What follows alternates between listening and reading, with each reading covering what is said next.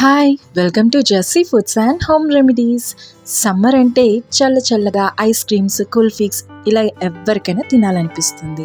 So ఈరోజే నేను ఇంట్లో ఎంతో ఈజీగా ప్రిపేర్ చేసుకునే కోకోనట్ ఐస్ క్రీమ్ కుల్ఫీ చూపించబోతున్నాను.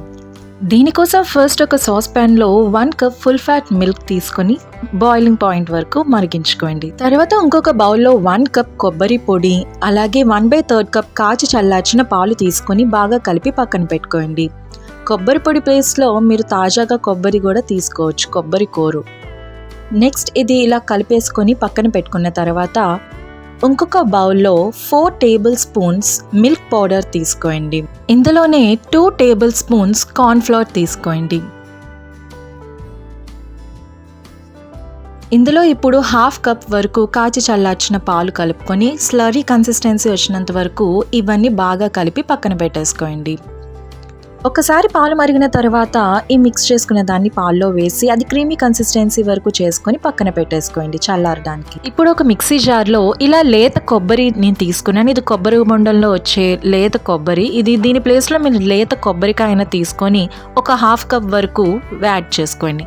ఇందులోనే 1/2 కప్ షుగర్ యాడ్ చేసుకొని మిక్స్ చేసి పక్కన పెట్టేసుకోండి. ఇందులో చల్లారిన మిల్క్ మిశ్రమాన్ని, అలాగే కొబ్బరి పొడితో చేసిన దాన్ని, నెక్స్ట్ ఇందులోనే 1 కప్ వరకు ఫ్రెష్ క్రీమ్ ఉంటుంది కదా, అది తీసుకొని ఇవన్నీ బాగా మిక్సీ పట్టించుకోండి.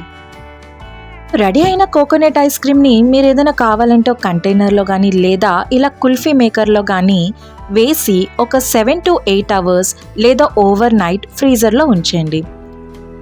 ఇది చాలా బాగుంటుంది అండ్ ఆ కొబ్బరి పీసెస్ అనేది మనం తింటుంటే మనకి తగులుతూ ఉంటుంది.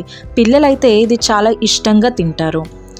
ఇప్పుడు 8 అవర్స్ తర్వాత ఈ కుల్ఫీ మేకర్ని ఒక బౌల్లో నీళ్ళు వేసి ఇలా కొంచెం మెల్ట్ అయినంత వరకు వెయిట్ చేయండి.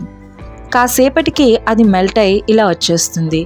చూసారు కదా, ఎంతో ఈజీగా చేసుకునే coconut kulfi ice cream ready అయిపోయింది.